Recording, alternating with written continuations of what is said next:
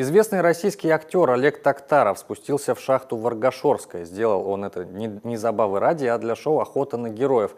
Об этом он сообщил через Инстаграм. Один из горняков как раз и станет звездой очередного выпуска. Кстати, во время съемок все меры безопасности были соблюдены. Человек, когда-то подорвавший себя в модном голливудском блокбастере вместе с хищником, получил все необходимое для выживания: каску с фонариком, прибор для измерения уровня метана, шахтерскую форму и маску-самоспасатель. С нами бесстрашная Лана в шахте, в забое, на лаву едет. Мы сидим. Это чего так?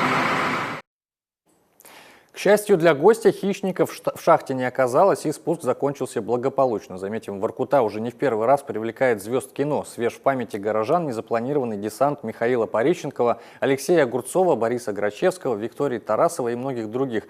Их самолет летел в Якутию, но аварийно приземлился в столице мира. К счастью для всех, тогда все тоже закончилось благополучно.